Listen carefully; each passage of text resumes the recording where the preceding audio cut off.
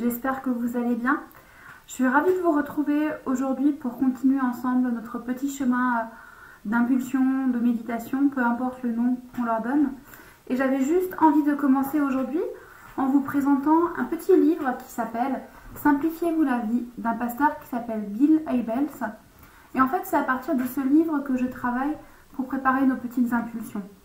Pour celles qui ont envie d'aller plus loin dans ce que je suis en train de vous partager, c'est un livre qui est facile à lire, qui est abordable et qui est plein et qui est bourré de bons conseils et de bons trucs pour apprendre justement à se simplifier la vie. On s'était arrêté la dernière fois sur le fait de se dire que c'est très important de prendre du temps dans la présence de Jésus. C'est très important d'être consciente du fait qu'il faut qu'on arrête d'être fatigué et qu'il faut qu'on arrête d'être tout le temps surmené.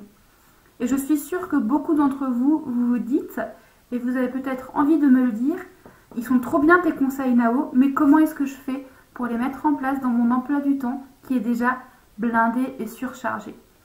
Et j'ai envie de nous dire que la première des étapes, qui est un petit peu cash, qui est un petit peu dure peut-être, c'est qu'il faut qu'on arrête d'être victime de notre emploi du temps, que c'est à nous d'apprendre à le gérer et que ce n'est pas à lui de nous gérer.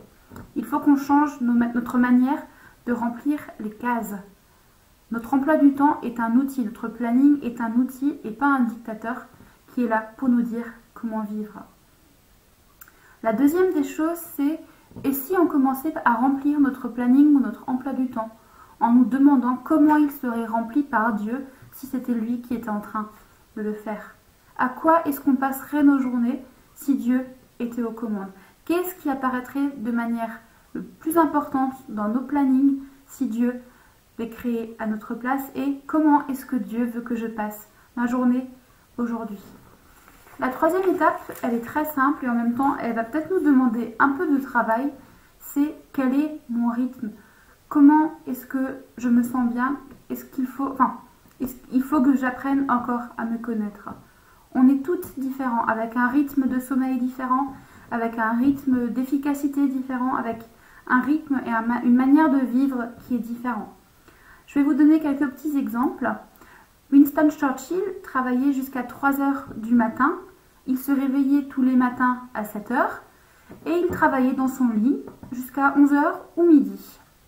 Léonard de Vinci, lui, il ne dormait pas la nuit, mais par contre, il faisait régulièrement des siestes de 2 heures qui lui permettaient après de créer, de continuer à inventer toutes sortes de choses. Et j'ai envie de nous demander quel rythme nous correspond le mieux, me correspond le mieux. Et la première des questions qui est encore plus importante et qui va dans ce sens, c'est à quel moment de la journée suis-je la plus apte à écouter la voix de Dieu? Le matin, l'après-midi, le soir, parfois même la nuit, parce qu'il faut qu'on commence par noter notre temps avec Dieu dans notre planning ou notre agenda. Ça ne doit pas être la chose qu'on rajoute, au contraire, notre planning doit se construire autour de ça. Il faut qu'on apprenne à remplir nos plannings de manière différente. Et parce que j'ai envie de nous demander aujourd'hui, est-ce que notre planning nous correspond et nous convient vraiment? L'auteur du livre que je viens de vous présenter raconte qu'un jour, quand il était jeune papa et jeune pasteur, il avait un planning qui était surchargé. Il n'avait plus un jour de congé, il n'avait plus une soirée de libre parce qu'il était très investi dans son église. Et ses enfants étaient petits. Et un soir, sa petite fille qui avait moins de 5 ans a priori, lui a dit « Mais papa, tu es encore en train de partir? Tu vas encore à l'église ?» Et en fait, cette phrase de sa petite fille lui a mis une grosse baffe parce qu'il a commencé à se demander si cette phrase était vraiment devenue le résumé de ce qu'était devenu leur vie de famille et si c'était vraiment comme ça que sa petite fille le percevait en tant que père. Et il a commencé à s'interroger, à se demander à quoi ressemblerait son planning s'il n'y notait pas uniquement ses obligations professionnelles. Il s'est demandé comment il pouvait inclure et demander au Saint-Esprit de remplir son planning selon ce qui était juste pour être en communion avec Dieu, pour être un bon père et un bon mari. Et le Saint-Esprit lui a dit « Je veux que tu bloques 4 soirs par semaine pour rester chez toi avec ta femme et tes enfants. » Et il a bloqué dans son agenda 4 soirs par semaine pour être avec sa femme et ses enfants à la maison. Et il a commencé à réaliser l'impact qu'avait un emploi du temps qui est créé et dirigé par Dieu. Parce qu'en notant ça dans son agenda, il a fait en sorte que sa priorité soit celle de Dieu et plus uniquement celles qui sont professionnelles. Finalement, la question, elle est simple. Il faut qu'on arrête de se demander à nous-mêmes ce qu'on veut faire pour qu'on apprenne à nous demander ce que nous voulons devenir.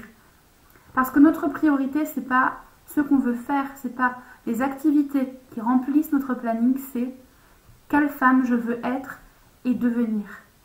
Et si on a des choses qui nous passionnent, qu'on a envie de devenir, dans lesquelles on a envie de grandir, dans lesquelles on a envie d'apprendre, eh bien, il faut qu'on le note dans notre agenda, qu'on se bloque des créneaux pour ça. Mais la priorité des priorités, c'est de prendre du temps avec Dieu pour lui demander comment est-ce qu'on peut remplir notre planning pour que ça corresponde à ce que lui veut pour nous. On se retrouve fin de semaine, et fin de semaine justement, on partagera encore quelques petits trucs ou quelques petites clés pour apprendre à remplir notre agenda selon les priorités de Dieu et pas uniquement selon nos priorités professionnelles qui sont importantes, hein, c'est pas ça la question, mais qui ne doivent pas être le centre de nos vies. Je vous souhaite une semaine bénie, je me réjouis de vous retrouver samedi matin. En attendant, je vous souhaite un bon temps de réflexion, de méditation, de prière et à très bientôt.